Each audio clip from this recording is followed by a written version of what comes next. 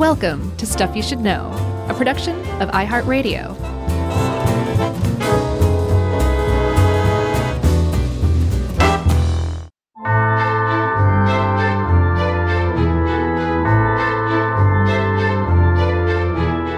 Hey, and welcome to the Spookfest. I'm Josh, and there's Chuck, and we're flying solo today. I should probably stop speaking like this because I'll bet it's getting annoying. That's right. Welcome to the one of our most fun traditions, our ad-free Spooktacular, in which we read two stories, one of your choosing and one of mine. And yours is up first by Edward Frederick Benson. Is that right? Yeah, better known as EF to his friends. Yeah. Did you see where this was published? Should we give a shout out to that? It was published in one of his books. He wrote several books, but this one comes from 1912.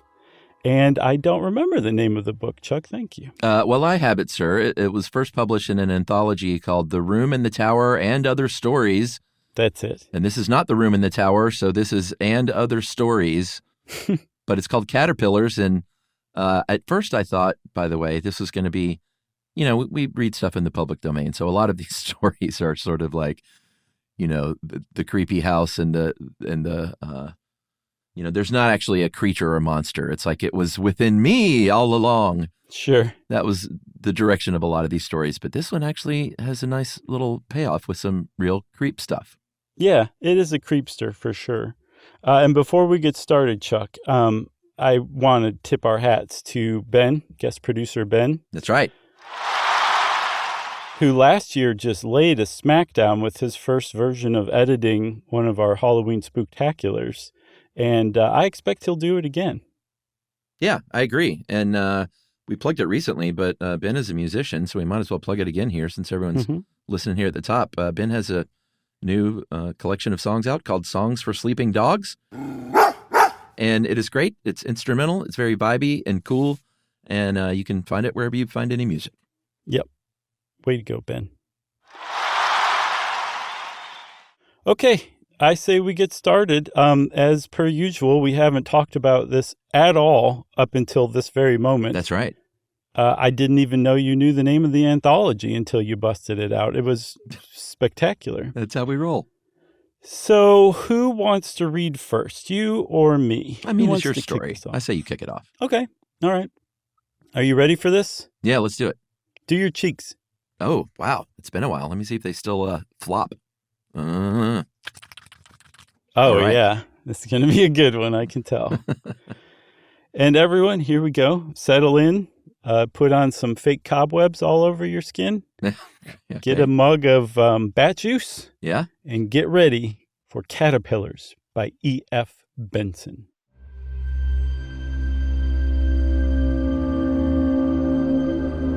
I saw a month or two ago in an Italian paper that the Via Cascana, in which I once stayed, had been pulled down and that a manufactory of some sort was in process of erection on its site.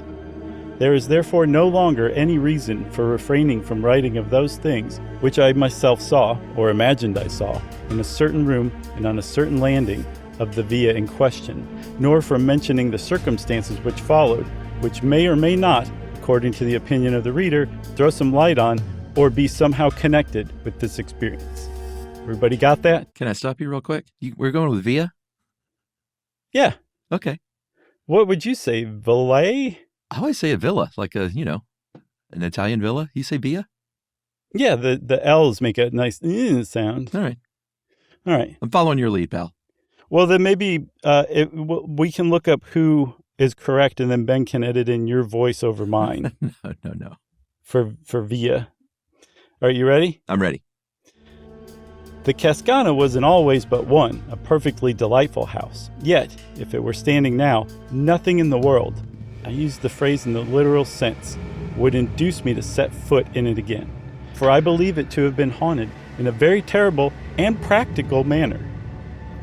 Most ghosts, when all is said and done, do not do much harm. They may perhaps terrify, but the person whom they visit usually gets over their visitation. I feel like that's quite a presumption, don't you? Yeah, totally. Like, what about somebody whose hair is white because they're being that scared? That's tough to get over. That's happened. Okay, back to it.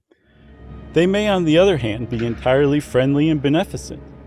But the appearances in the Via Cascana were not beneficent, and had they made their visit in a very slightly different manner, I do not suppose I should have got over it any more than Arthur Inglis did. What do you think?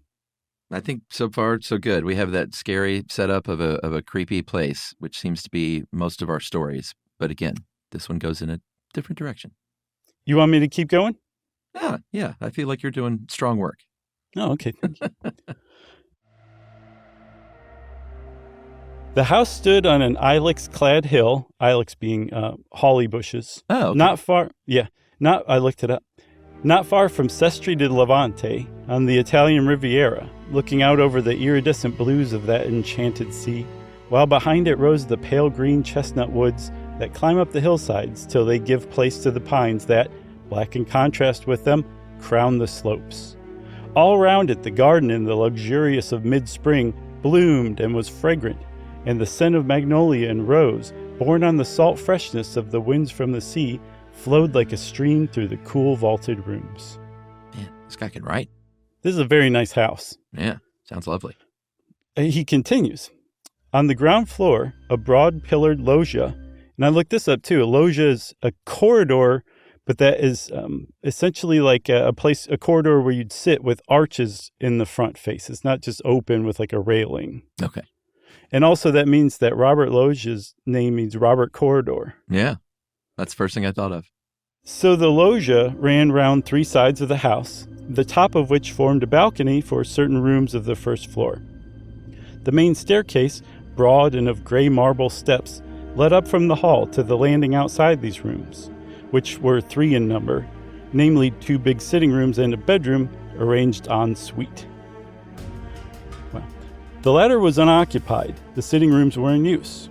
From these, the main staircase was continued to the second floor, where were situated certain bedrooms, one of which I occupied, while from the other side of the first floor landing, some half-dozen steps led to another suite of rooms, where at the time I am speaking of, Arthur Inglis, the artist, had his bedroom and studio.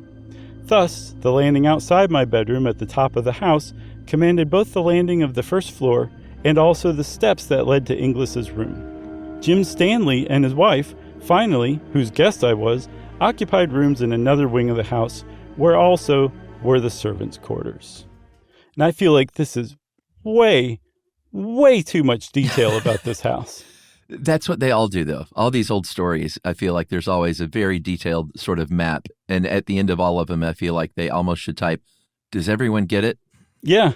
Like, I've read this story a bunch of times, and I still don't have any conception, a mental map of this house. It's all just blobs of steps and, like, sitting rooms, you know? Yeah, but having known what happens, really the only important thing you need to know is this guy's staying in a room upstairs, and there's another room close by that's unoccupied.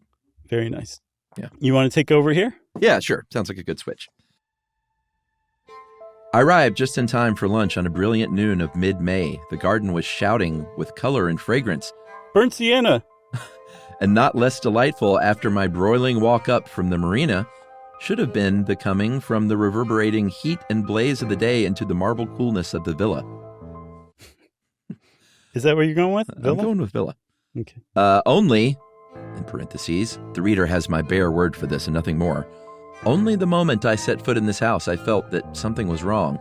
This feeling, I may say, was quite vague, though very strong, and I remember that when I saw letters waiting for me on the table in the hall, I felt certain that the explanation was here.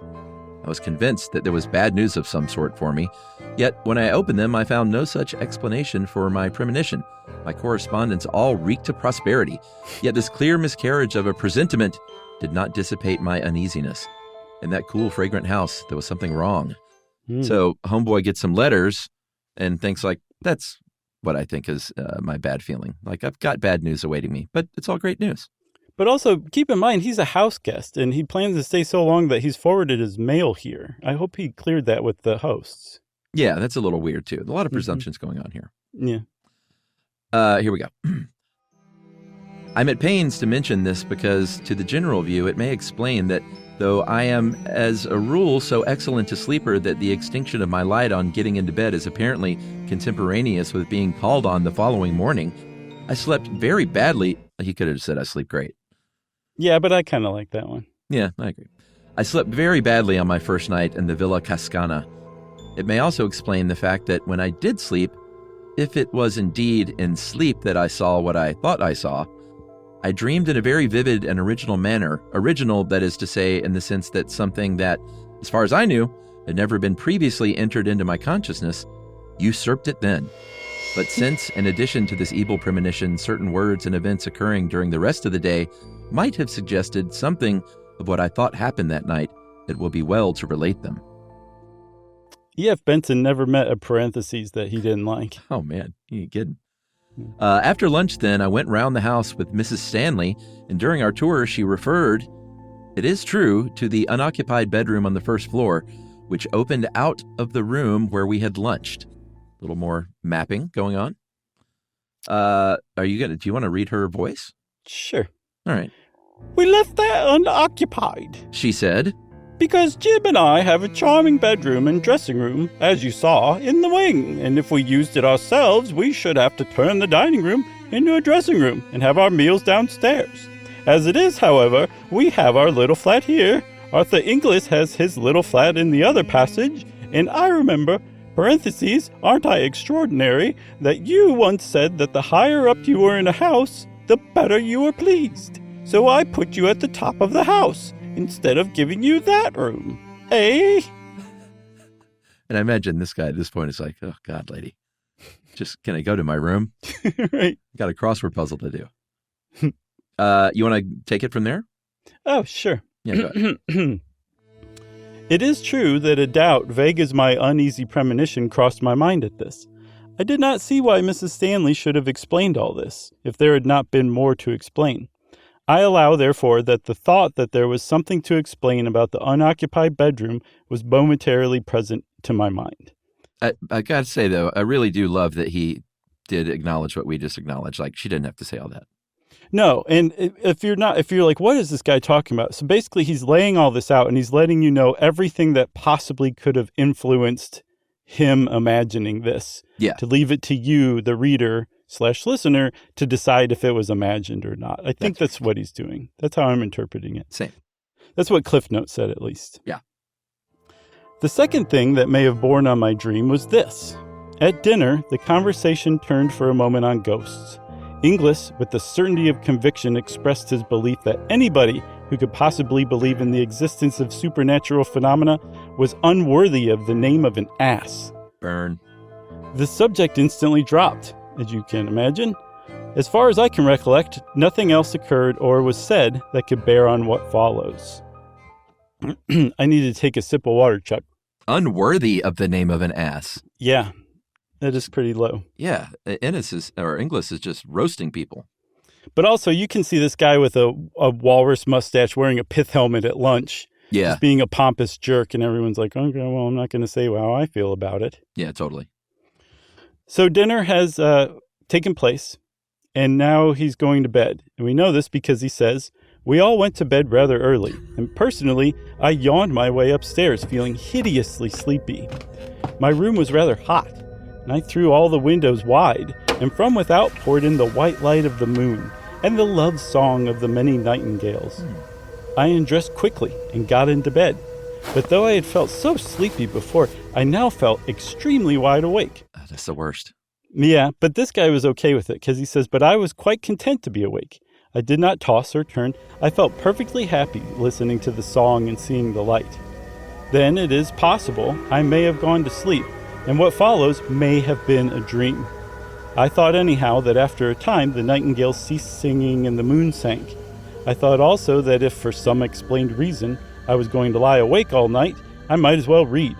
And I remembered that I had left a book in which I was interested in the dining room on the first floor, which has 17 steps and is catty-corner to the maid's quarters. Each step is but 8 inches in depth and made of white oak. From the Black Forest. Right. So I got out of bed, lit a candle, and went downstairs. I went into the room, saw on a side table the book I had come to look for, and then, simultaneously, saw that the door into the unoccupied bedroom was open. What? Yeah. Not only that, Chuck, a curious gray light, not of dawn nor of moonshine, came out of it, and I looked in. The bed stood just opposite the door, a big four-poster. Beautiful, lots of carvings, hung with tapestry at the head. Then I saw that grayish light of the bedroom came from the bed, or rather from what was on the bed, for it was covered with great caterpillars. Get this, a foot or more in length, which crawled over it. They were faintly luminous, and it was the light from them that showed me the room. Instead of the sucker feet of ordinary caterpillars, they had rows of pincers like crabs, and they moved by grasping what they lay on with their pincers and then sliding their bodies forward.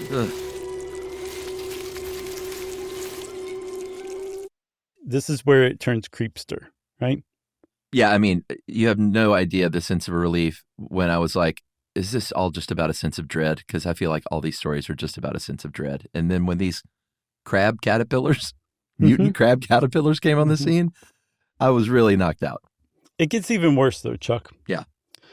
He says that in color, these dreadful insects were yellowish gray, and they were covered with irregular lumps and swellings. Ugh.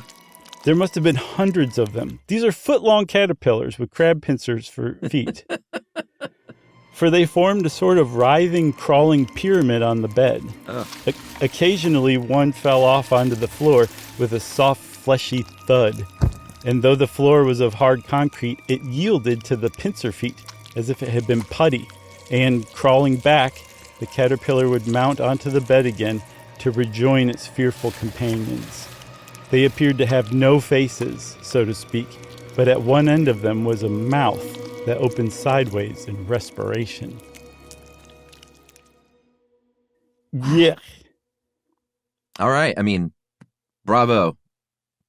Bravo, E.F. Benson, for coming up with some really creepy stuff. Yeah, it shocked me. I was not expecting this, and now we have a genuine sort of monster situation. I love it. You know, I thought this one was going to get you because you're absolutely right.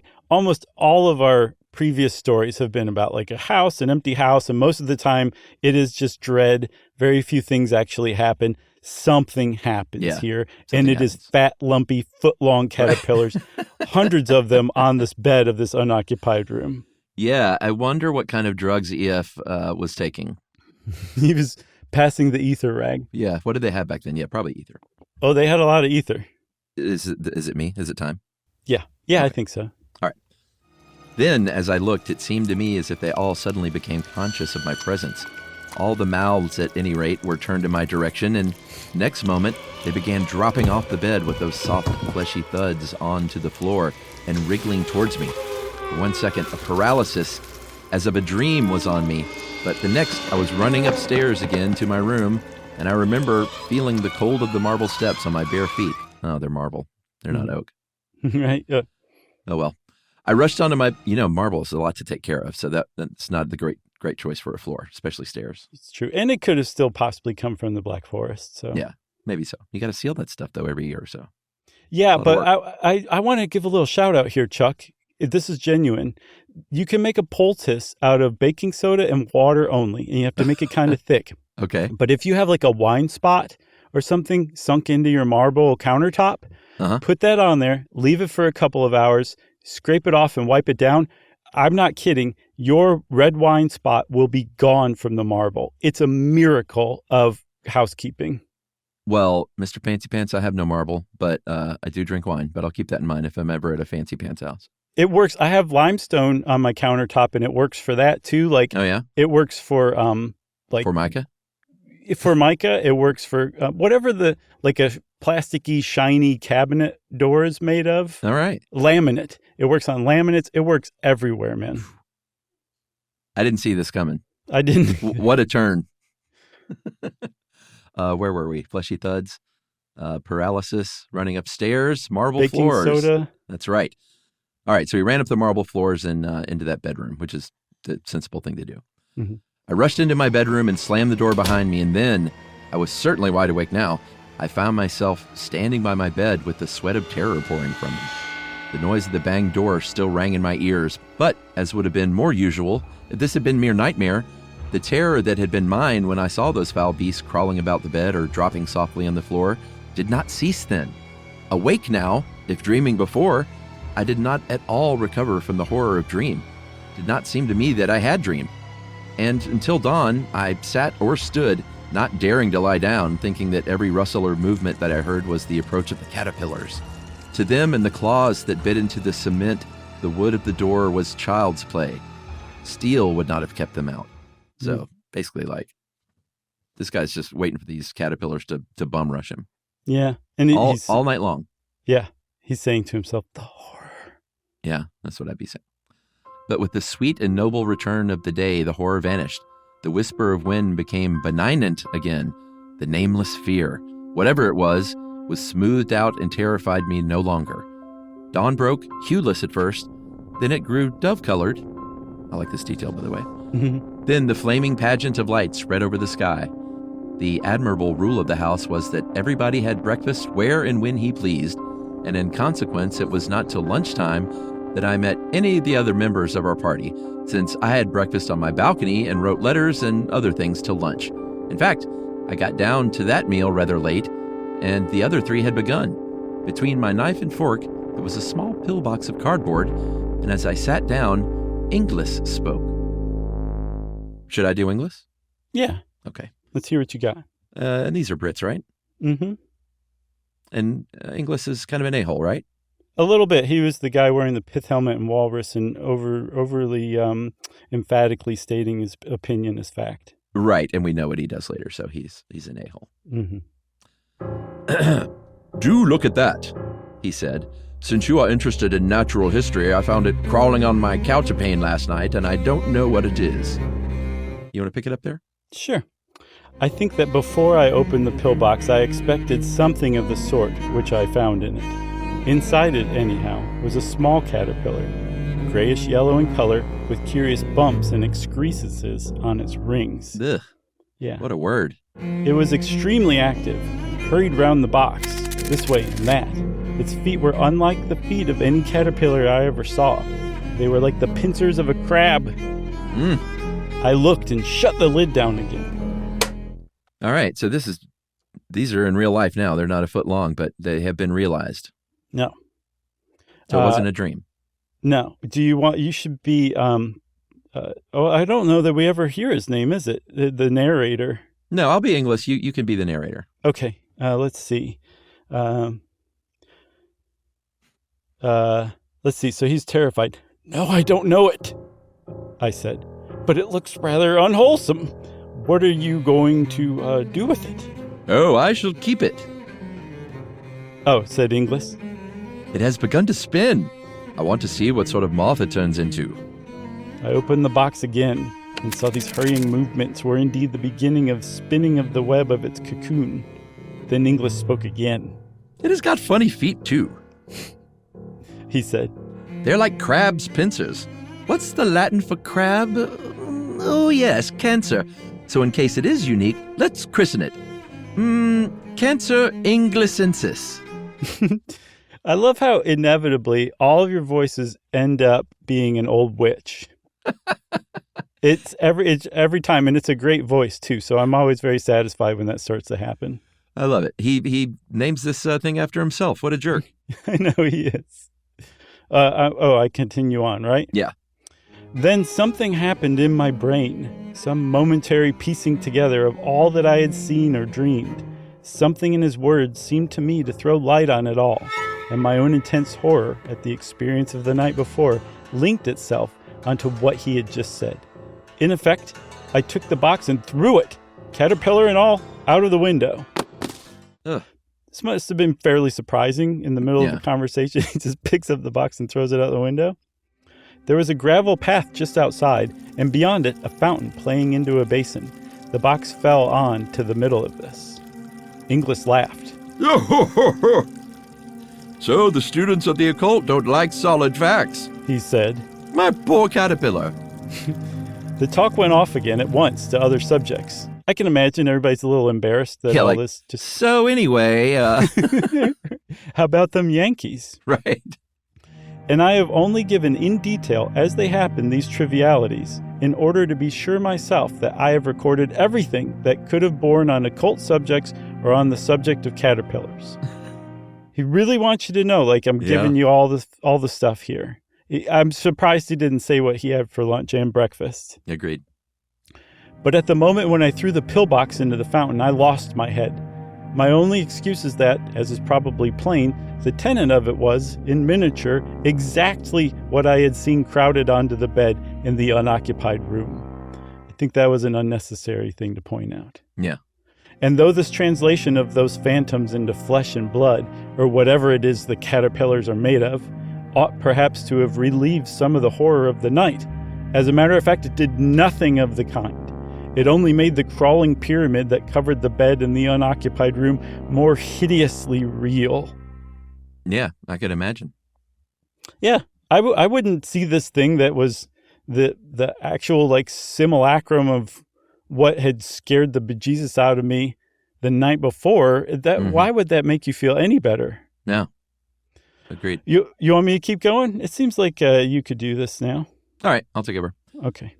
After lunch, we spent a lazy hour or two strolling about the garden or sitting in the Robert Loggia, and it must have been about 4 o'clock when Stanley and I started off to bathe, down the path that led by the fountain into which I had thrown the pillbox.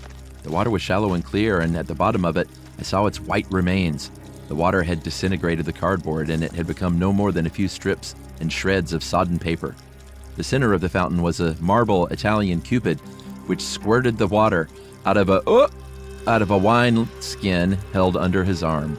That's not where I was expecting him to say it was squirting from. Nope. A lot of times it comes right out of a little marble pee-pee. It's a tinkle. It's a tinkle, exactly. And crawling up its leg was the caterpillar. Strange and scarcely credible as it seemed, it must have survived the falling to bits of its prison and made its way to shore, and there it was, out of arm's reach, weaving and waving this way and that as it evolved its cocoon.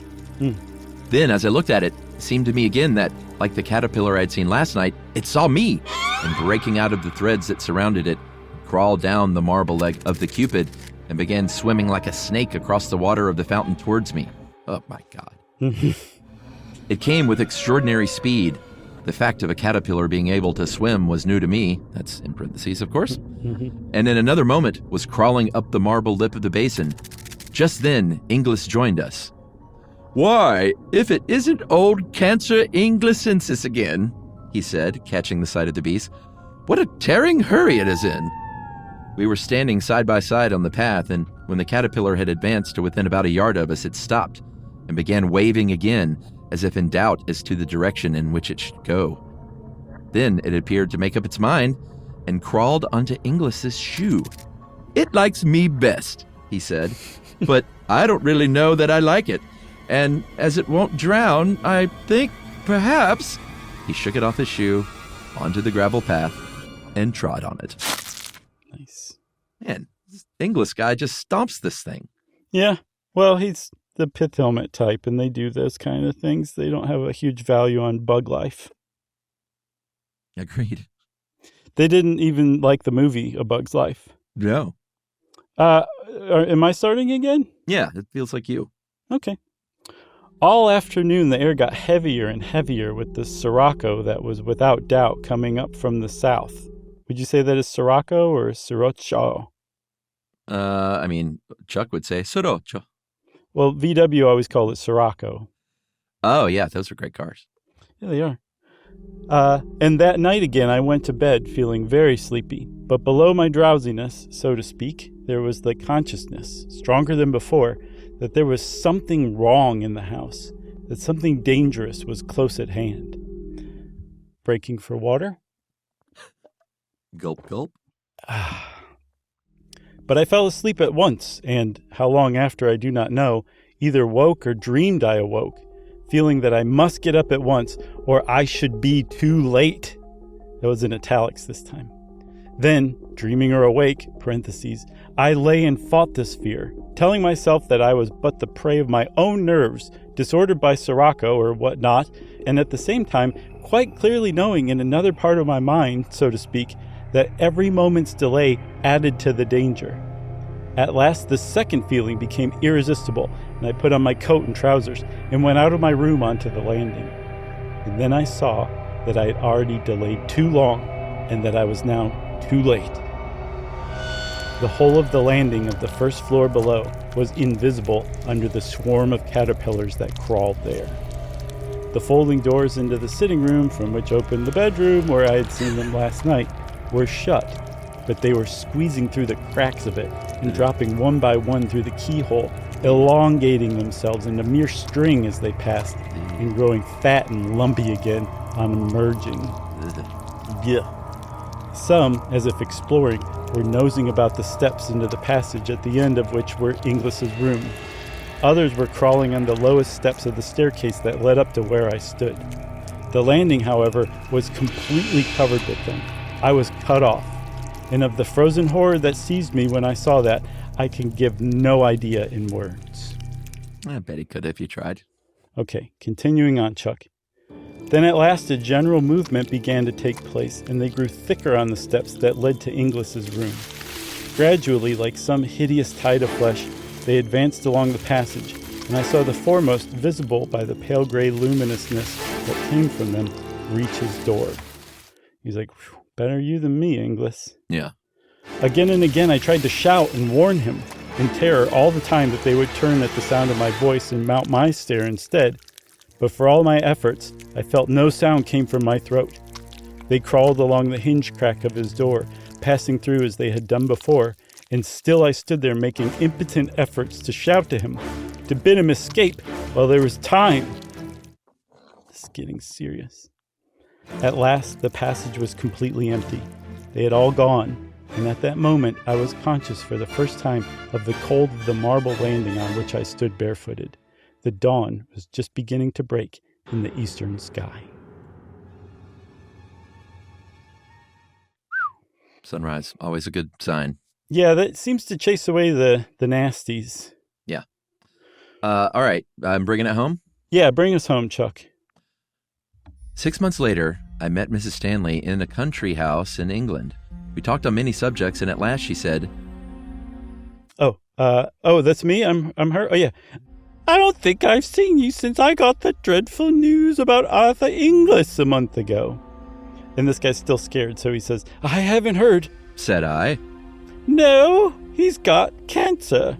They don't even advise an operation, for there is no hope of a cure. He is riddled with it, the doctors say.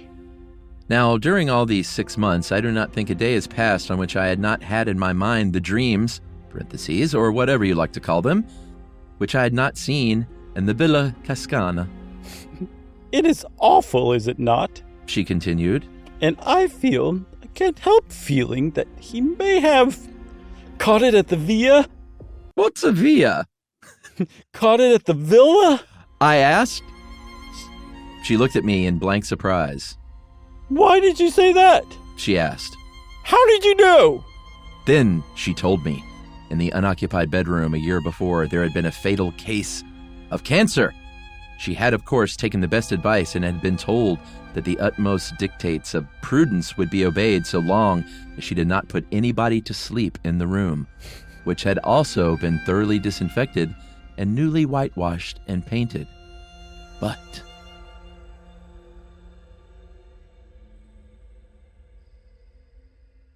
that's it. Yeah, that's it. But ellipses. I even went back and double-checked that I had copied and pasted everything, but I did too. That was it.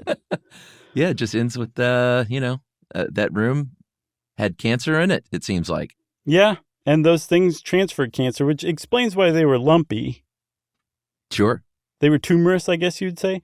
And then also when he said that Arthur Inglis called them Cancer Inglisensis, I think. Yeah, Inglisensis. That kind of tripped something in his mind. So, yeah. Was it maybe a dream? It's a vanity tale, right. Morality tale. Was it a dream, Chuck, or did he really experience all this? I think it's all real. I do too. Let's go with that since it's a good horror story. All right, moving on then. We come to my pick, which is, it's called The Deep Drowse. And Drowse. It is, what did I say, browse? The Deep Drowse. And it's this is taken from Weird Tales Which volume was this? September 1949, the great pulp rag Weird Tales. Mm-hmm. And this is sort of a mysterious case because Allison B. Harding is listed as the writer, but Allison B. Harding is a bit of a mystery, right? Yeah, the closest I've seen is someone on Master is Gene Milligan, but that's pretty far from being proven without a doubt. Yeah, I think so. I've seen various things. I've seen Gene Milligan or Lamont Buchanan or maybe a husband-wife team, but it was a nom de plume.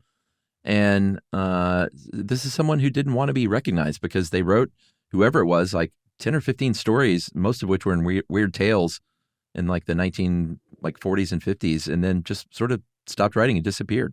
Yeah, pretty neat. Really interesting. I think that they were so adamant about their pseudonym because that they were being paid under the table. Oh, maybe so. Mm-hmm.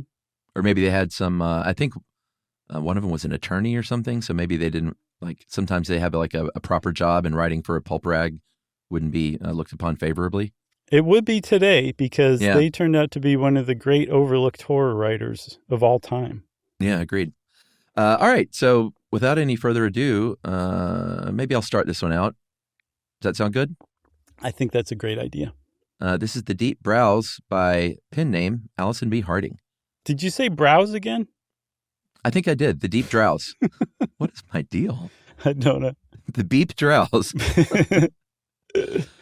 Wow. All right, here we go. Arthur Hodges had very bad hay fever. He and his wife Frances lived in a cheerful white-painted wood house with a big stone chimney and a tastefully designed stone terrace out back. That they lived in this house in the country was one of the factors that made the Hodges place in the history of this world secure for whatever stretch of time there is ahead for this universe. Everything, of course, had to dovetail perfectly. Have you ever thought about an accident? For instance, a man who is hit on the head by a flower pot or a brick. The man is, say, 40 years old, and yet the months and days and hours and seconds of those 40 years have to be perfectly synchronized to bring him to that spot on the sidewalk precisely at the time that the brick is unloosened by the wind and sent plummeting on its mission of death. It's very P.T. Anderson Magnolia setup. For sure. So it was with the Hodges. Then, you see, Arthur Hodges was a writer. That's important. If everything else had been perfect, but he hadn't been a writer, there would have been no record for the incredible events that follow. Likewise, everything else would have been upset if Arthur Hodges just hadn't been a successful writer. Just being a writer wouldn't have been enough because his junk, as he called it, in his deprecating fashion, was turned out with sufficient facility and talent to have made his name a headliner on many of the nation's biggest magazines. He had more than enough money. All this is important, I think, is what Allison V. Harding is saying. That's right. Money meant 2 new autos in the 2-car garage out back, his pretty redhead wife Fran dressed inconspicuously, but in the good taste which signals expensive clothes. And this is, of course, the most important part. He had what he jokingly confided to his neighbors was a hermetically sealed study and bedroom for those summer months when ragweed, timothy, and other such deadly pollens would have made his life in the country quite terrible. They had a joke, Fran and Arthur did, from July through September. He'd take some manuscripts down to the post office to mail and also provide himself with a few other errands in town to keep him away a couple of hours. By the time he got home, depending on the length of his mission, Fran could predict almost exactly how red his eyes would be, how uncomfortable his nose. It's quite a joke. All right, so this is a wealthy, or at least a well-to-do author living in the country, but he has very bad allergies, so he has a safe room. Yes, a hermetically sealed one, too. That's right. You can pick it up from there, my friend. All right. Arthur had a habit of coming in with whatever packages he had collected in the village, banging the summer screen door of the porch and saying, "Funny thing, darling, I feel fine. I guess we'll turn off the damn air conditioning unit and save on our electric bill." But this was always announced in a deeply nasal voice. Oh, let me try that again. "Funny thing, darling, I feel fine. I guess we'll turn off the damn air conditioning unit and save on our electric bill." Oh, man. Going for it. And he would almost immediately subside into a frenzy of sneezing and wheezing, whereupon his wife would push him into the study bedroom part of the house where the engineers who'd installed the expensive but efficient unit swore not a breath of outside air could penetrate. Arthur worked in here most of the day, except for periods of never more than a few hours, when he'd play tennis at the club or use the swimming pool there with Fran and his other friends. If there was a bridge game scheduled, it always took place in Arthur's study. He's got some bad allergies. Yeah. The whole business, in other words, was accepted by the neighbors and nobody thought anything about it.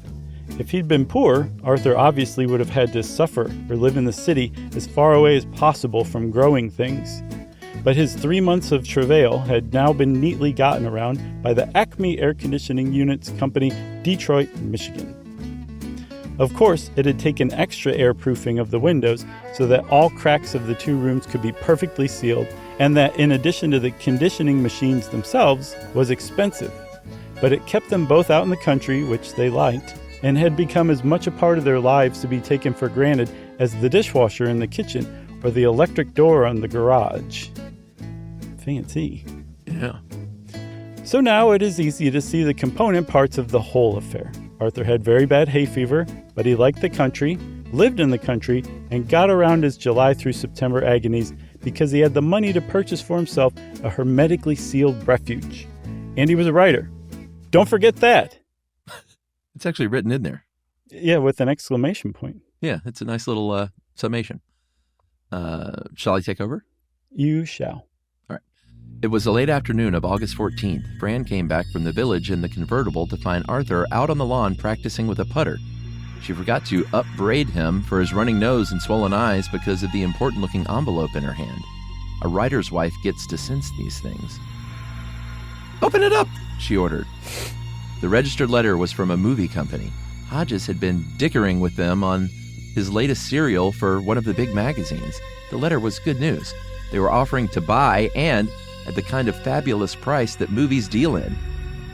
"Whoa," said Arthur, holding the open letter in one hand and clutching for his pocket handkerchief with the other. "Well, that's pretty good."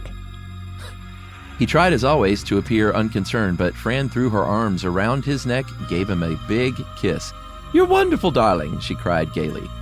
He sighed, trying not to show how pleased he was with the news at her attentions. "At least this will pay for the air conditioner for another summer." Man, how did she tolerate this guy? I don't know, but she is pretty kind to him, it seems. Then Fran took him by the elbow and steered him inside. "You get back into the cave," she ordered him. It was their pet name for their sanctified haven of pure, manufactured, pollen-free air. The breeze died down, and with the wind gone, it grew very hot. Fran prepared a cold supper and brought it into Arthur's den. She thought it was actually much nicer here than outside, where the humidity had become oppressive. She looked out across the green country from the window of his study and noticed, in the failing light, the pockets of fog clinging to the lower lies of land. "Art," she said, turning away from her contemplation of the window scene and spooning up some of her potato salad. Nice detail. Mm-hmm. She said, "I think we ought to celebrate your latest triumph." She went back to American, by the way. Okay. She forgot where she was from for a moment. He made a deprecating gesture with his hand. "No, I really mean it. We haven't seen some of the old gang for a while. Jack and Cynthia, for instance. We ought to really have them out. And then there's Tim and Mary. Let's have quite a party." He warmed to the idea, thinking about it as she went.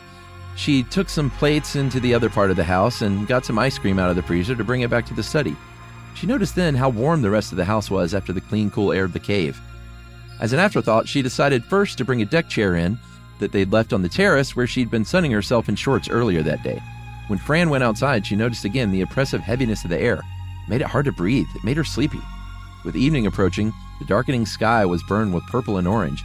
She thought it probably meant another blisterer tomorrow. She went back into the cave with the ice cream and the plates, slammed the special door, which hermetically sealed it, and they started talking about their plans again. This was the night of August 14th, the night which would initiate Arthur Hodges to the part he would play, which, in its way, would make him as famous in the sweep of history as the names of Darwin or Columbus, or... Fran, aside from being pretty, was a methodical girl. She was self-appointed watchdog of the budget. "No, darling," Fran insisted. "It would be a lot of fun to have a celebration. Next weekend would be fine." And she mentioned his very best friends, the Fisks and the Barnes. She's pulling out the big guns. "I'm going to call them," she said resolutely. No, he's trying, Tim. Arthur suggested. He's one of those office wretches, and you'd simply remind Barry that he wasn't home yet. It's nearly 8 o'clock, said Fran, reproachfully, with a new look at the small desk clock getting ready to tinkle the news. I'll try Jack and Cynthia. Doodling with a phone pad, she noted the time, 8 p.m., just as the clock chimed out musically. She asked the operator for the SYSK number and waited for 3 rings. Cynthia, she helloed to the feminine voice that answered. It's Fran Hodges. Take it away. I will, but first I want to point out happily that Tinkle has made an appearance in both stories now. Oh, that's right. 2 tinkles. Arthur could hear the other girl squeal with delight over the phone. Fran began to explain the invitation, and from his wife's expression and the noises from the earpiece, Arthur, from the other side of the room, could tell that the invitation had gone over well, and the girls were about to get on all sorts of other subjects. He came over. Say hello to Cynthia for me, and let me speak to that shyster husband of hers. Fran wrinkled up her nose in mock anger at this interruption of their gossip, but after all, it was his night. Cynthia, where's Jack? She relayed over the phone. Oh, so early. Well, throw some water on him or something. Art wants to speak to him. She covered the mouthpiece with her hand. Old age has crept up on the barrister. Sin says he's sleeping on the living room sofa. Probably had one too many on the way home, Art put in irreverently. Oh, Jack. Fran's attention was called back to the phone. Don't make your excuses to me. If I were your wife, I'd make you do the dishes. That would keep you awake. Here's my genius husband with a momentous word for you. It's probably a lie, Jack, about his latest golf score. Don't believe it. Fran handed the receiver over to her husband. Hello, counselor, said Art into the phone. They talked and joked, and then Jack relayed through Art to Fran some thought about a big case he had coming up at the end of next week. If it broke in a certain way, he'd probably not be able to make it, or at least it would be difficult. He was hearing from the client involved, as a matter of fact, later that evening. Fran made another face and took the phone away from Art. Jack, put Cynthia back on. You men always louse everything up. Look, Sin, after Jack has heard from this old client, you call us back tonight, will you? Oh, we'll be up till well after midnight. How is it in there? Hot? I bet it is. We're in the cave now to cure Art's sniffles. I stepped outside for a minute after supper, and there wasn't a breath of air even here in the country. You be sure and do that, Sin. We'll wait for you. We're going to call Tim and Mary Barnes. We thought we'd get them because you and Jack can always beat them at bridge. Ha! And Art loves Mr. Barnes because he once took him in a golf match. Hear from you later, baby. Fran hung up. It was 8:30. Fran's a real pistol. Mm-hmm. We really shouldn't have talked so long, she reproached. But I guess we can afford it now, can't we, genius? Art ruffled her hair and then kissed an auburn curl on the top of her head. Night rates, he murmured. That's what I'm counting on. Try Tim and Mary. Old man Barnes ought to be home from his vulgar money-making pursuits by now. Gee, I'm glad I don't commute to the city every day and then come back to some suburban neighborhood house that looks so much like the neighbors on either side. You have to be careful you don't go in the wrong door and catch someone else's wife. You skirted very closely to Homer Simpson there for a second. I did. That was a complete accident. I've never been able to do Homer, but now I know the secret. That's amazing. Yes, agreed. I just amazed myself. Should I continue? Sure. Fran gave the suburban number that belonged to the Barnes, and Art stole the phone from her hand. The study window showed that it was completely dark outside now. Mrs. Barnes, Arthur boomed, these are your long-lost country cousins, the Hodges. He frowned a bit, and after a moment, passed the phone back to his wife. His mouth formed the words, think we disturbed them. Fran carried on nobly. Tim wasn't back from the city yet? Was it beastly hot there? Couldn't be much worse off in the city. Oh yes, Fran nodded to reassure Mary. She'd just talked to the SYSKs, and they said the city was simply unbearable. Poor Tim, what was keeping him? Well, anyway, you two need a vacation in the country. How about next weekend? Look, we'll call again a bit later after Tim's home. She hung up. Funny, Fran said it. What? Well, I mean, we lead this bucolic life of solitary splendor where you can't see your next-door neighbor's house without a telescope. We're supposed to be lazy and going to weed while our city friends and their first cousins, the suburbanites, are still supposed to be in there swinging with their eyes on the main chance. What's the point? Arthur asked. Well, nothing exactly. Replied Fran. Except when we call these live wires, Jack sounds asleep at the end of a big career-punching day, and Mary, well, I kind of had the sneaky feeling we woke her up. Art nodded. Think you're right. Well, I always said this was the racking out here in the real country. Aren't you glad that I agree with you? Fran came over to his side and rumpled his hair. You wouldn't like it so much out here without me. Honey, he said and kissed her. Mwah. Then he had a thought. You didn't put the garage door down, did you? No, but silly, don't bother about it. It's not going to rain or snow tonight. Might as well, said Art. Principle of the thing and all that, you know. Silly, said Fran. And you might get sneezing again. I hope I do, so I can come back here and really appreciate what this setup has costing me. Homer. What was it again? Yeah, wow. Just a little tinge. A Homeric tinge. This also has just evolved into a John Cheever story where a couple in the country is trying to get their city friends to come out for a night of bridge. Totally. You want to take it? Good call. Sure. He went out and into the un-air-conditioned part of the house. It was very warm, and almost immediately he began to sweat. God, how it must be in the city. He started out the back door and found he couldn't see a thing in the starless night. He came back and got the torch that hung in the coat closet, followed its rays to the garage. He thumbed the down switch that controlled the electric doors, and they rumbled into place. Because he got pleasure out of the accoutrement that science had designed for easier living, he thumbed the up switch and watched the doors rise again. Door goes up, door goes down. It was neat, the whole operation.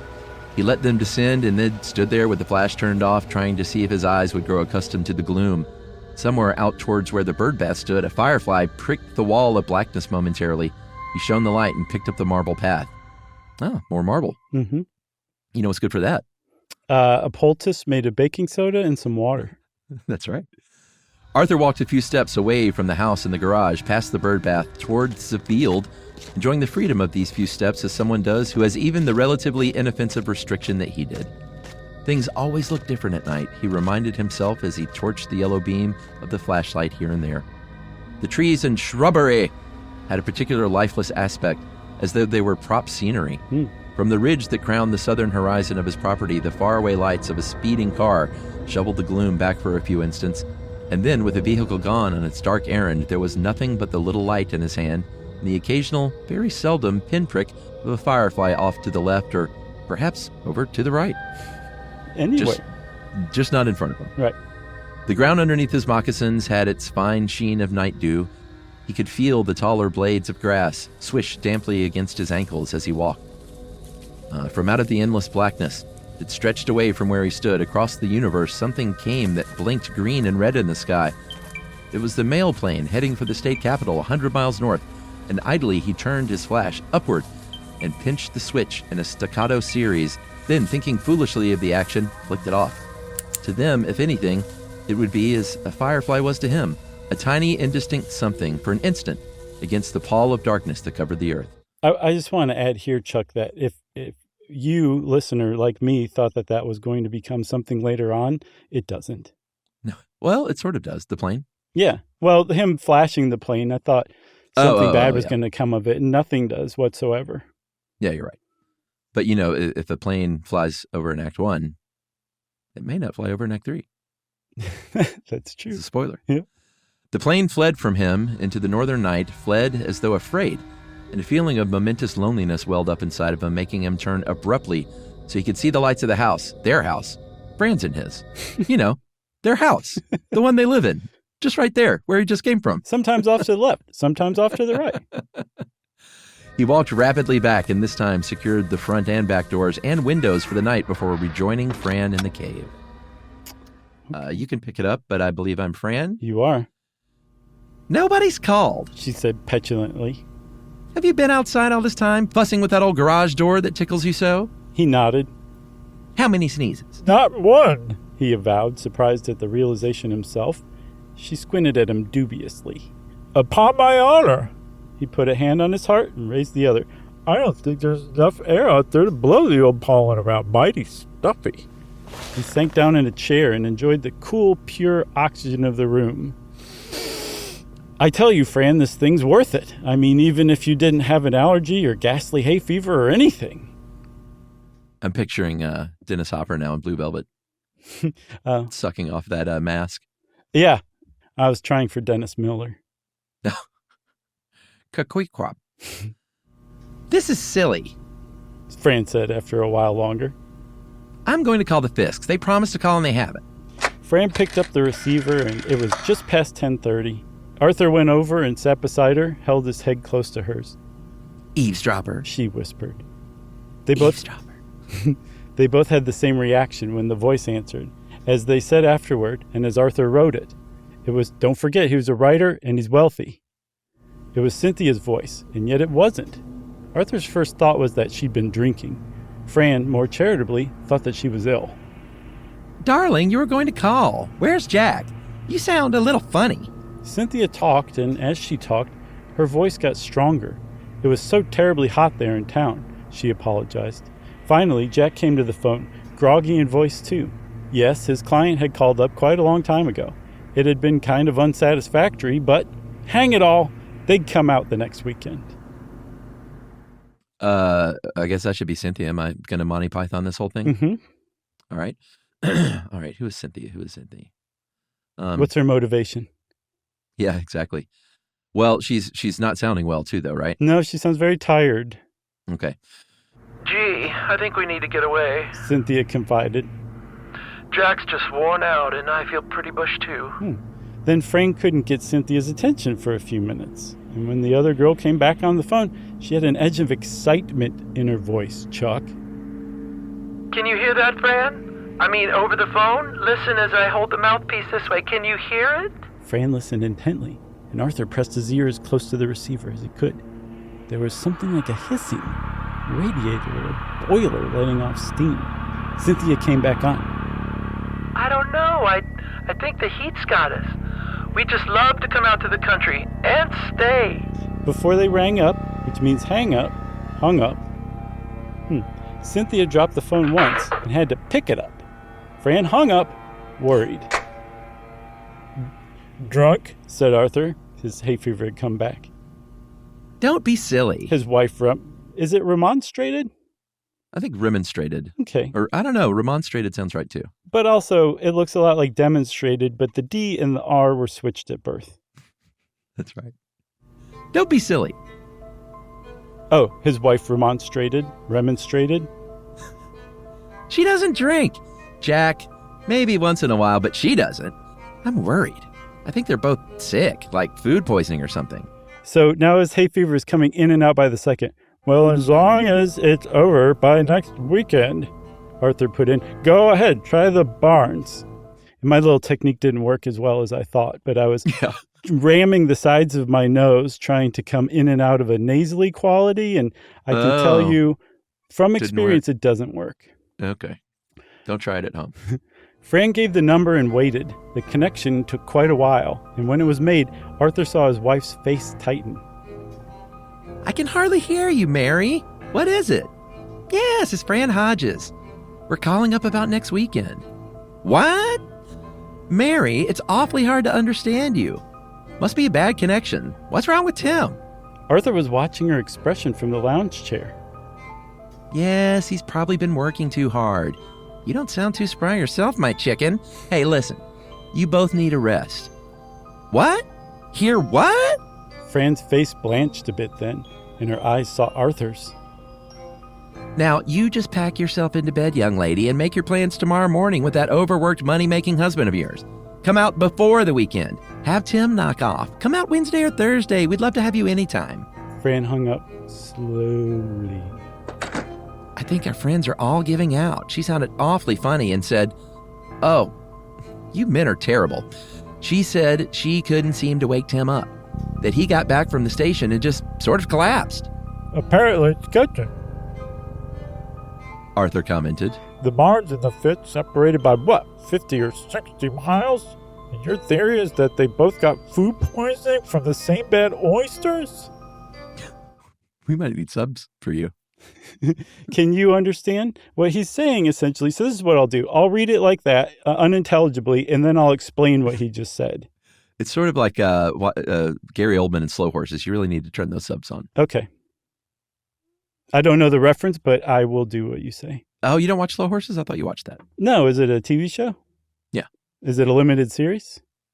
No, I think it's in season 5 or so. It's great. I tried Tulsa King last night and was like, I'm just not in the mood for any like mean bullying right now. So I didn't go any further than the first like 15 minutes. Oh, I have not seen that, but a friend of the show, Kevin Pollak, is in the new season. He sure is. Yeah, they're shooting here in Atlanta. Oh, I didn't know that. It looks a lot like Tulsa. Well, I think they do some exteriors there. I see. All right. Anyway, is this me? Yeah. All right. Fran smiled. It's funny, though, Art, about one thing. She said something about hissing, too, just like Sin. Fran's hand came up to her mouth and her eyes got bigger. Darn, you don't suppose it's any sort of enemy attack? You know, that article we read about, the way when war came this time? Arthur laughed heartily. Oh, okay. So by a quick instant poll on social media, we've decided that Arthur's hay fever nose should go away. Oh, no. Snap poll? Yeah. Now, wait a minute. I'm supposed to be the one with the imagination. I make money out of it, and you're doing it for free. She relaxed, but he saw the puzzlement was still on her face. To reassure her, he switched the radio on, and the sounds of a jazzy record filled the study. The MC came on, sounding sleepy, but then they all do and have for ages. There was certainly no momentous, "We interrupt this program to bring you a special bulletin. The president has just announced that this country has been attacked by," and so forth. Nothing like that. He sounded like Pee Wee Herman. Paging Mr. Herman. That's right. It's one of my favorite parts of that movie. It is great. He saw that Fran's fright had passed, but then she said resolutely, "Turn that thing down, Art, will you? I'm going to call Jack and Cynthia again." So we did another snap poll, and it turns out people did like the nasally voice after all. Great. It's back. Now look, this time you really are going to wake them up. It's getting hot towards midnight. But Art knew his wife, and when she was determined to do something, she did it. Luckily, he reflected many times in the past it usually had turned out to be the right thing. He shrugged his shoulders and said half-jokingly, Well, I warned you. After this, they'll never even think of accepting our invitation next weekend. We'll be in their doghouse for weeks. Fran dialed the operator, gave the number, and in the interim, before the connection was made, the quiet of the country seemed oppressed from the black out-of-doors around them in this lit oasis of the night. "Takes that operator an awfully long time," said Fran aloud. Finally, the ringing commenced. It seemed interminable to Art, sitting on the other side of the room. At last there was an answer, for Fran said, "Hello, Cynthia." But all was not well, Art knew, from the way his wife's hand tightened to whiteness around the receiver. Fran seemed to be explaining, pleading, and finally, Arthur came to her side and spoke down to her upturned face. What's the matter? She shook her head. He took the phone, and a sloth's voice assailed him, droning on. Fran was sitting on the edge of her chair, terrified. Cynthia! He called sharply. What's wrong? Are you ill? Where's Jack? Put him on. He could barely make sense out of this thing. Cynthia was saying slowly, laboriously, as though drugged or sick, that Jack had passed out, and that, funny, she couldn't seem to get any help. He listened for a moment more and then hung up quickly. He dialed for the operator, and after long seconds, she came on. I'm going to call Dr. McCollum in town. You remember him. Fran nodded approval. So something really weird is going on with everybody. Yeah, this is no John Cheever. No, I suspect it has something to do with the shrubbery looking like movie props. Yeah. Oh, I'm going to start up again. You ready? Yeah, I'm ready. He was a physician they'd known. This is Dr. McCollum, who Art's calling. He was a physician they'd known when they lived not many blocks away from the SYSKs. The McCollum connection seemed to take an eternity, and then there was a voice at the other end. Arthur asked for the doctor, and the voice said slowly, Dr. McCollum speaking. Hodges identified himself and told what he thought, that the SYSKs, good friends of his, were apparently unable to get aid. Could Dr. McCollum go himself or get someone? There was a long pause. Then the voice answered, Funny, Hodges. Damn funny. Something strange. There was a noise and an interruption. Arthur's hellos brought no new response. He kept his back to Fran as he hung up for fear she would find fuel for her fright in his expression. He would try the barns. The minutes ticked away. Their village operator was apparently... No, here she was. He gave the number, and there was another long wait, and then the sound of ringing in the city suburb.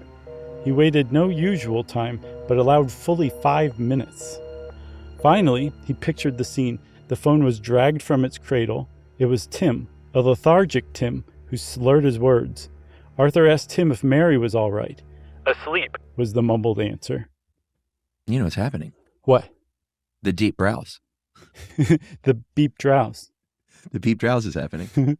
Okay. Arthur spoke quickly then. I want you to listen to me carefully. Call a doctor, Tim, or your local police. Do it immediately. Do you hear me? Hear you. Echoed the voice weakly. Tell them how you feel and ask for help. Do that, Tim. Do it right away. The voice at the other end gurgled something unintelligibly. Arthur cradled the phone. He turned squarely to face Fran. Something's happened, darling. I don't know what. See what you can get on the radio. She jumped at his bidding. He was at the phone again, dialing. Finally, the operator, sounding like Cynthia, like Dr. McCollum, like Tim. The police, he said distinctly. Great band. Give me the police. The operator's fumblings were audible. He heard her mouth the word police as a drunk would, but at last her instinctive reflexes taking over, he guessed, the connection was made. A gruff male voice mumbled what might have been police headquarters, and then subsided into a deep, long yawn before Arthur had a chance to say anything. Look, this is Arthur Hodges, he persevered. I've been calling some friends of mine around the country, and I don't know what it is, but everybody acts kind of drugged. The policeman's gruff voice mumbled something about just drunks, yawned again, and became quiet. Hello! Hello! Shouted Arthur. There was no response. He hung up finally. Darling! Fran called in a small, frightened voice. Darling! From the other side of the room. There seems to be an awful lot of silences on the air, even for past one. But even as she spoke, a cacophony of jazz broke into the still room. And they both brightened with the noise of a saxophone being strangled over and over again. Can't knock the jivesters down, he said in an attempt at lightness. They sat and waited. For what? Neither knew. Fran kept looking at the telephone, and they both had their ears glued to the radio. It was a typical all-night disc jockey show, the records set up in a series beforehand and automatically playing one after another, but without the MC's comments between each. That was Arthur's fear, but he did not give words to it. He knew Fran, and he knew what she was thinking. He was thinking himself. Somehow, something had happened. The record on now was something by Andrei Kostelanetz. It had a noisome, crashing crescendo at the end. The silence following it was, by contrast, even heavier. No other record, no voice making between-disc comments. They both waited, smiled bravely inside their heads, thinking the next minute, the next second. There are silences on the air. Suppose you had to go to the washroom. Even disc jockeys are human. Somebody will come on. But there was nothing. Finally, they knew it. They looked at each other, and Arthur managed another smile. Fran's answering grin, like the radio, lacked life. To keep busy, and to keep from saying anything, Arthur picked up the phone again. He held it free for 15 minutes, dialing at intervals, but there was no operator, and the telephone was as dead as if he must wait till tomorrow for it to be invented. All right, should I pick it up? Mm-hmm. All right, here we go. There were still the dial numbers left to him, and one after another, Arthur methodically dialed the numbers of friends and acquaintances hereabouts. The phones would ring, each with their different timbre, but there were no answers. Across the dark brow of the town, with its mantle of night, from this valley and this ridge, on across the black-shrouded lanes and vales and hills, the phones chimed and vibrated and rang and shrilled. But they stopped only when he admitted defeat by hanging up.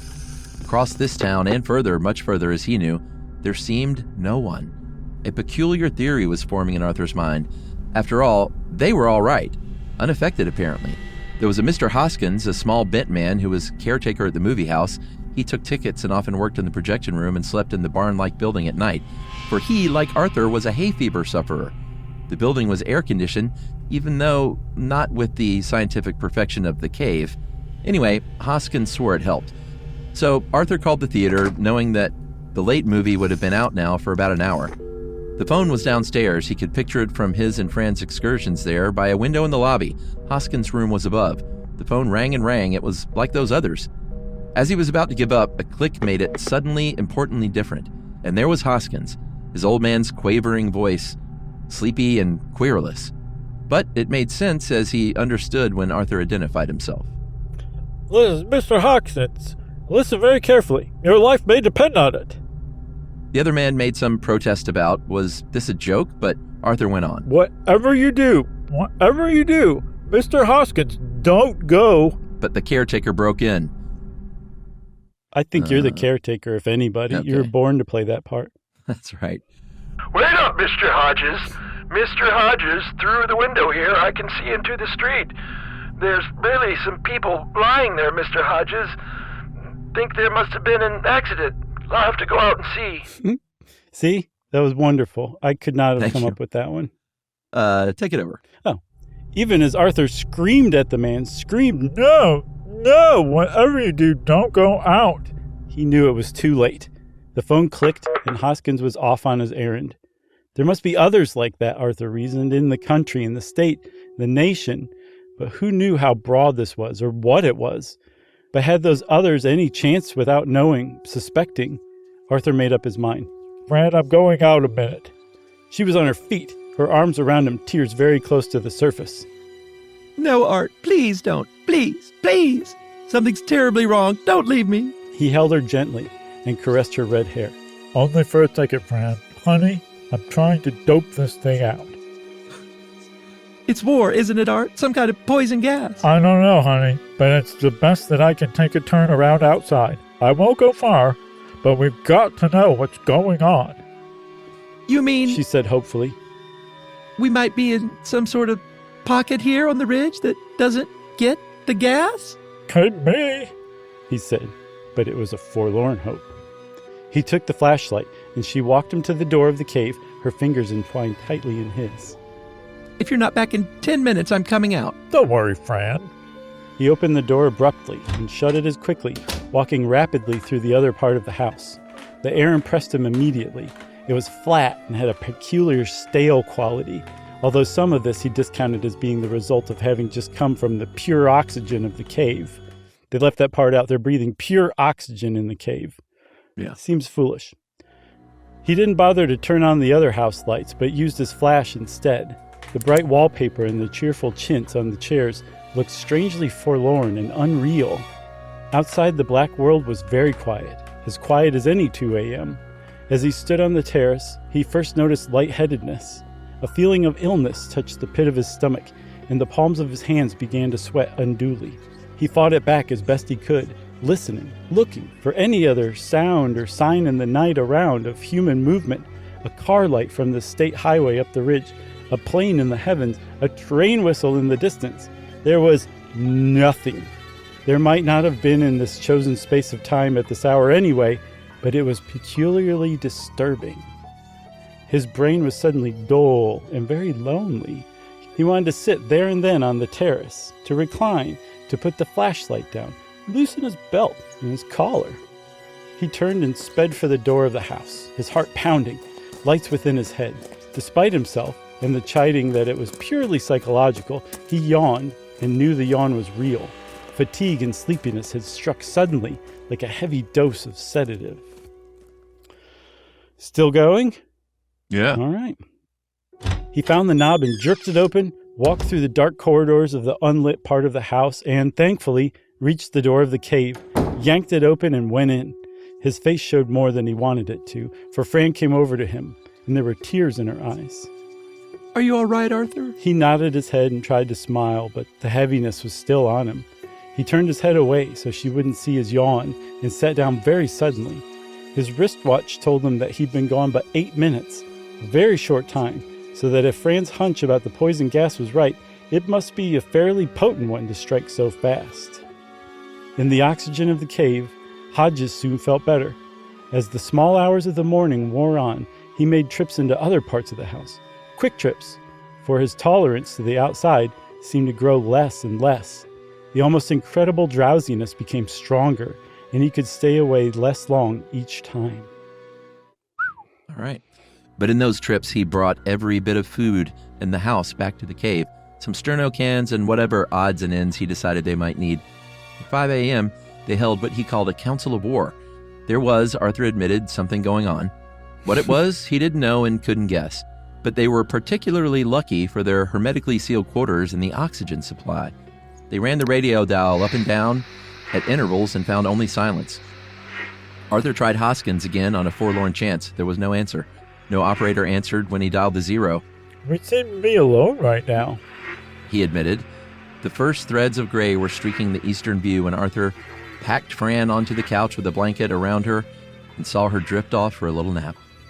He sat at the desk and calculated the two most important items of their lives now, food and oxygen. You need water. That's really the most important. He forgot that part.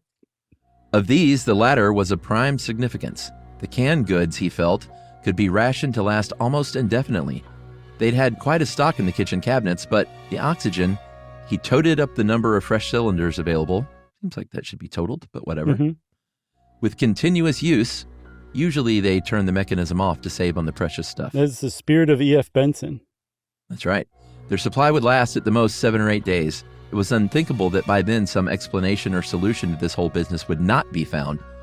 At the worst, in that time, an enemy would take possession, but they would at least be free from their present dilemma.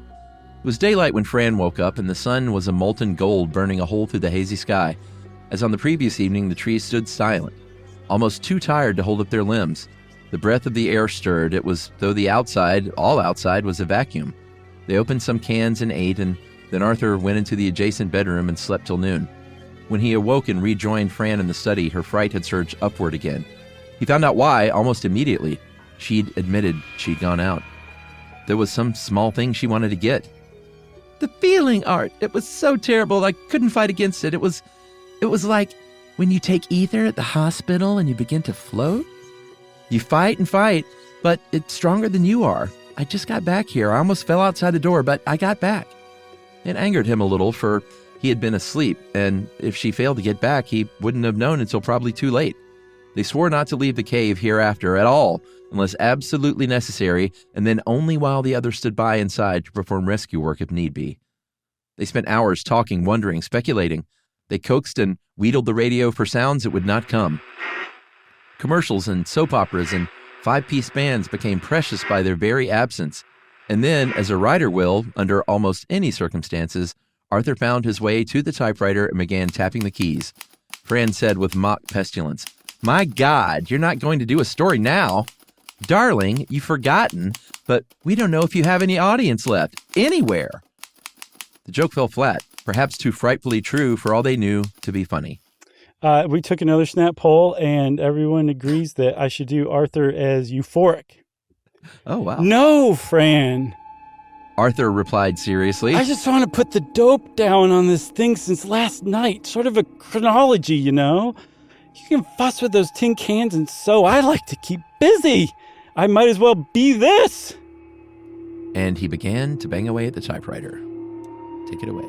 At first, time passed very slowly, as though the weight of doubt that clouded their minds clung to the hands of the clock, slowed them so that one wondered if time too had become affected by the lethargy of the outside world. Occasionally, Arthur or Fran, one or the other of them, would go to the phone, dial the operator or some familiar or unfamiliar number series. There was ringing, showing that the inanimate sinews of wire and electricity and mechanical appliances were still alive, but nothing else.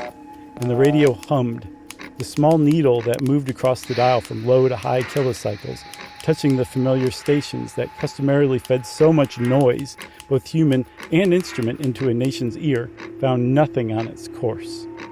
They spent much time at the windows of the study and bedroom off of it. They looked out at the countryside so green with August, so familiar with things they had done. Why, there, see from the window, was a divot dug in the lawn where Arthur had practiced his golf swing. Now, in the late afternoon, there was still some haze across the land, but the sun had burned part of it away. Still, though, there was no wind, and all of the outside had the flat, motionless appearance of scenery. Weird. Without giving voice to their reason, both Arthur and Fran took themselves to the window at 6 p.m. A 4-motored commercial passenger plane always shot over just southward at the time. It was a twilight flight that impressed itself on them with the roar of its high-speed, heavy motors. Arthur had joked once that he could even feel the vibration, sitting in his bathtub. 6 came and went, as did 6:15, a quarter of an hour later, which is appropriate. Towards 6:30, Fran said matter-of-factly, I guess there's no plane either. Arthur turned from the window and translated that fact onto paper. It was after supper, out of cans, that Fran, sitting cross-legged on the floor, asked suddenly, What are we going to do? We can stay here only so long. Suppose we're the only people. She left the sentence unfinished, and her fingers went to her temples. He boshed and poo-pooed, but much later, after she was asleep in the bedroom, he examined the oxygen supply, computed the number of full cylinders left, and adjusted the flow of the precious air downward. The days went a little faster then, as though for spite. Arthur worked some of the time at his typewriter, and Fran stood looking over his shoulder, not once again saying what she'd said first. But darling, who's going to read this? If it had been a joke then, it was not now. The telephone? It might as well be that the wires were cut. Radio? Likewise. It was like a detective play, Cat and the Canary, or people marooned on an island. And the most important people in their lives were the long, gray, oblong cylinders with the silver, diamond-shaped labels that said, Oxygen, Dangerous, Inflammable, which means flammable. They were people. They lived, or at least they contributed life, and their 2 lives would last just so long. Darling, I've got an awful headache. I feel funny. And Arthur would have to turn up the oxygen supply a bit more, for it was quite suddenly 7 days now, the length of time their air supply would last them. But he had husbanded it. Never heard that term. I think this is you, buddy. They talked less now. A few times Art came upon Fran in the bedroom crying, but she always tried to hide it and found him a smile on short notice. That's a great sentence. Toward the end of their allotted time, as Arthur could figure it, as the last cylinder hissed out its oxygen, he wondered whether it would be better to stay here in the cave and let the stale air slowly, ever so slowly, sap their strength and their senses, or whether they should open the door and go outside into whatever there was waiting out there. But Fran, to whom he had not wanted to bring up the subject, had thought of it too, spoke of it, and together they decided that the known, capital K, was better than the unknown, capital U. Besides, they'd had experience out there, and the memory of that sudden melancholy and pathological drowsiness was not all pleasant. They started on what must be the last day. Arthur announced somewhat weakly, for there wasn't much air left, that they'd stretched the oxygen out 5 days more than he'd figured. The 12th day, murmured Fran. It reminded her of something biblical. Arthur had finished whatever he had to finish at the typewriter earlier with nearly the last of the strength in his fingers. The page merely gave the facts of their predicament, the supreme fact of which was that their fresh oxygen had been gone since early morning. Nobody had worried about opening a can of food this day. Instead, they found themselves arm in arm in the settee by the window. He gave Fran an affectionate squeeze and noted with a terrible sadness that must be controlled for her sake how pale she looked. He knew that he likewise must look a fright. They leaned their heads together, their foreheads rested against the window pane. It was another warm day from the feel of the thick glass, and already the temperature of the room, without its fresh, mechanically cooled oxygen, had risen noticeably. It was no day to die, Arthur thought, as men have thought of every day so marked by destiny, capital D. He looked at the greenness outside, the sameness. So funny that all this had happened, that all this could have happened. He felt very tired. His breath was shallow and unsatisfying. Fran pressed against him, and he'd managed to turn his head. She was crying, and he kissed her, their mouths dry, except for where a tear ran down and touched their lips in union. Sweet. This would be, at least, their way to die. As completely together as 2 people could be. Not quite. And that had compensation. He was going to tell her after the kiss how much he loved her. When her head moved away from his, her eyes slid from his eyes to peer out. They widened, and a little gasp came from her mouth. He turned. It was an effort. He looked where she was looking, through the window, into the outside, the lawn. Dun, dun, dun. Take it away. Yeah, before I do, I should say to all of the listeners who are used to our episodes for Halloween and are like, wow, this one's going really long. We don't practice these, and we had no idea how long this one was going to be. So we're finding out with you. I read this in 20 minutes myself, but, it's different. Did you speed read it? No, Well, I added some time with all of my jokes and snapfuls, quips and stupid stuff in the first one. Oh, that's right. Let's get on with it. Oh, okay. The lifeless stage scenery had become alive, for there, hopping nonchalantly across the grass, was a plump brown rabbit. Oh. It seemed to eye their window for a moment as though it knew of the two people there, and then it hippity-hopped unconcernedly on toward the terrace. The two overwhelmed people turned from their window, uttered small, meaningless noises. They made their way to the door of the cave as best they could. Fran reached it first, but they pulled it open and went out together, arm in arm, leaving behind the manuscript neatly clipped and piled on the typewriter table, memorandum of the 12 days, that eternity that had yet been so short. The rest of the house burst upon their senses, the familiar furniture, the bright wallpaper. Fran was sobbing unashamedly, and Arthur, with a surge of new strength, helped her forward. After the stale, nearly airless atmosphere of the cave, even the hot stuffiness of out here was welcome. They made the terrace door, and their weakness was a joke to be laughed at now. They went out. They staggered out onto the lawn, and the sod beneath their feet, hard and dry for lack of rain, still was a treat for their footsteps. They had not walked far when Arthur realized, with the stabbing shock of a knife in the heart, that all was not well. The same feelings as before, not the weakness and suffocation of the cave a few moments earlier, but the before, when they'd been outside since this terrible thing had happened. He turned abruptly and almost fell, and they reached for each other for mutual support. He saw that Fran was so affected too. They had not walked far, but it was too far. The stretch of lawn to the terrace, to the back door, was impossible leagues uphill, dragging weight beyond measure. They fell together and lay close, panting into one another's face. There was simply an overwhelming desire to sleep, to rest now. Arthur saw it in Fran's face, and he had not the heart to hold up her bedtime, nor the strength to stay sleeping himself. The grass was home and a mattress, and as his head came down to it, the greenness enfolded and engulfed him. The rabbit, meantime, hopped unconcerned around the corner of the house, and perhaps wondered at the strange antics of these humans as he took his plump brown body across the lawn and into the field beyond. All right. This is about to get Scooby-Dooed. It is, but also I just want to say I triumphantly finished Arthur's parts. Well done. Bravo. Bravo. Same to you, my friend. You did a great Sin, Thanks. A great Fran, a great Mr. Hoskins, all of them. Bam. Appreciate it. Nice work. All right, I'll take this part, and then you can take it home at the next. Okay. Here we go. The conclusion of the Deep Drowse. The Institute of Hieroglyphics had made an intensive study of all such data, particularly with an eye to evaluating and discovering new facts concerning that momentous change in the solar system, whose influences had caused what came to be known in future eons as the suspension. Capital T, capital S. Amazingly enough, one of the clearest records found, for in the beginning it did not seem possible that this species could be wiped out universally and so abruptly, was one made by a biped who confessed ability in existence was the making of hieroglyphics. It had taken much time, of course, for the Institute and other such institutes to understand these record symbols of another age. But this biped, whose name was A. Hodges, this is art, with his companion biped F. Hodges, good old Fran, had written of the 12 days, a day being a measure of time commonly used by biped science.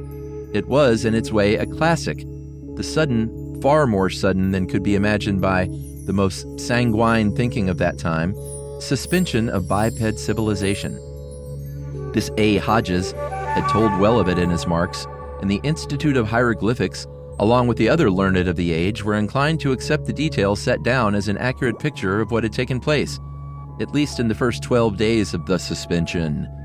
From the start of this event, which biped thinking would have unquestionably accepted and labeled a catastrophe to the end of the record, there was, interestingly enough, no accurate guesses on the part of the one identified as A. Hodges as to the real significance of what was happening. Those who had studied tribal customs and actions of the biped world averred that in that faraway period, the chief concern of any segment was that some other faction would make war upon them, a word which had vanished from the now, capital N, but meant the violent attack with intent to destroy as much in the way of living organisms and material as possible. Message. Biped Hodges had concerned himself with markings referring to atom bomb and poison gas. It took some time before present eon scientists could correctly evaluate precisely what these terms meant, but both were eventually tied in by semanticists, which the tribal factionalism and the obvious intent of biped to destroy biped. It was a most interesting report, this hieroglyphic of Hodges, for at first it was quite difficult for these enlightened of the now, capital N, to appreciate fully what had gone on then, capital T. An examination of the universe and the earth does not reveal everything, for after all, meanings and values themselves change.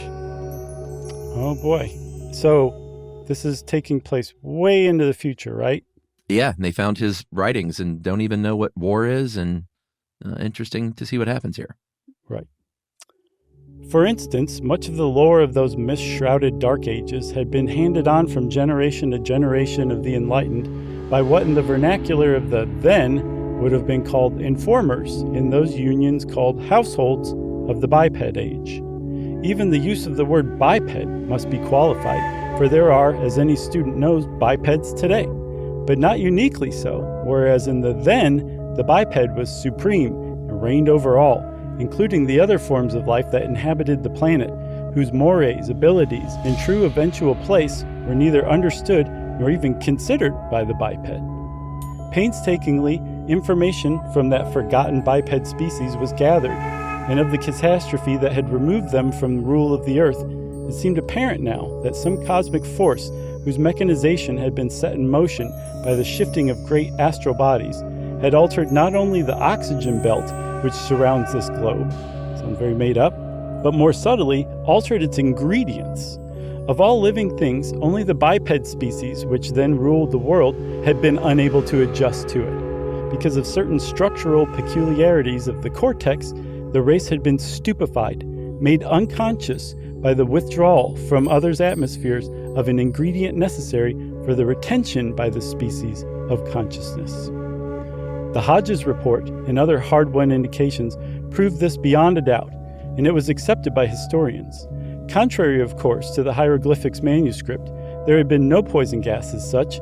There had been, instead, a closing of that conscious, and the biped species went into a state of suspension through sleep, though it was, in the last analysis, starvation that caused the wiping out of that civilization. Later, these atmospheric alterations had righted themselves. So people fell into a drowse and slept such that they didn't eat and starved to death in their sleep. Pretty gnarly. Jeez. Another day of considerable moment in this present eon had occurred not too long ago when outriders had brought from some remote, far cave place a biped who, as the last of his species, had survived. It seemed that somewhere else in the world, at the time of the Great Suspension, two bipeds, one of each sex, had survived through some quirk of fate and nature. They had passed on what was left of their age through children and children's children and so on and so forth through the years, but conditions were now too adverse for them to multiply and take back the earth, as they would indubitably try to, present historians surmised, had they been able. For centuries, this spark from another age had rekindled itself with new progeny reared in a cave high in a ridge of desolate mountains at the loneliest spot in the world. Atmospheric conditions in that spot, because of natural phenomena, maintained a vacuum which allowed the retention of an ozone form not antagonistic to the biped. But the day of greatest moment was when the last biped was brought to the administration building. Nature, semanticists decided, had robbed this one of his last chance to prolong himself in flesh and blood image. I don't know what that means, but it sounds bad. Yeah. He came then to their administration halls, a strange creature on two legs making strange, angry sounds that until the wisest were summoned could not be interpreted. As the biped stood in front of their councils, they urged a tablet on him and a writing device. and this being, thinking that perhaps his message would reach those of his kind somewhere, someday, made markings feverishly. Then the biped was led away. Despite his violence and ravings, orders were given to care for him well, feed him, and give attention to his every need. Afterward, wise and aged scholars were brought to study the tablet. This then had been a member, the last member, of that race which had called itself human. The human had written angrily and self-chiding that he had been captured by jackals and wolves and brought before a jury composed of a lynx, a giraffe, 2 squirrels, a bear, and other creatures. His hieroglyphic markings had trailed off at the end, but there were words of obscure meaning which, the wise men decided, stood for anger markings. So, Chuck, that's the big reveal, eh? Yeah. We'll talk about it in a second. Okay. Despite the best of care, the biped died not long afterward, still, according to records of the event, making loud noises at his caretakers.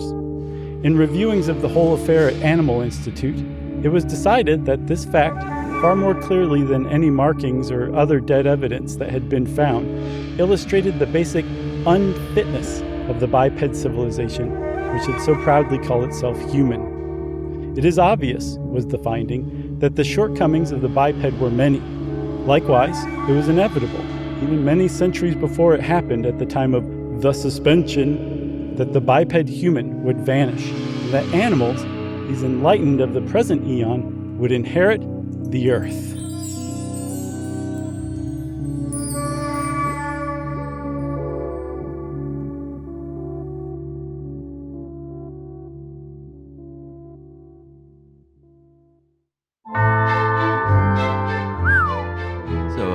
Sort of Planet of the Apes?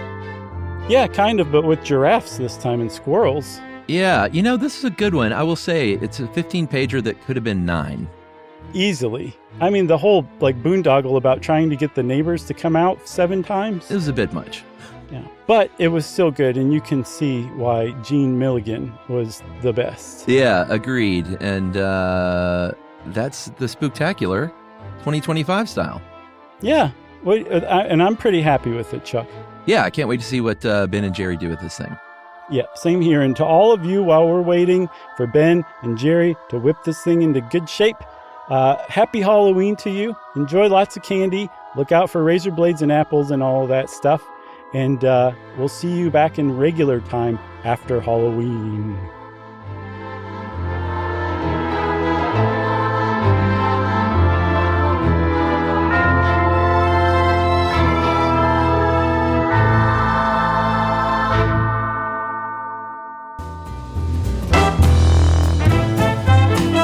Stuff You Should Know is a production of iHeartRadio. For more podcasts from iHeartRadio, visit the iHeartRadio app, Apple Podcasts, or wherever you listen to your favorite shows.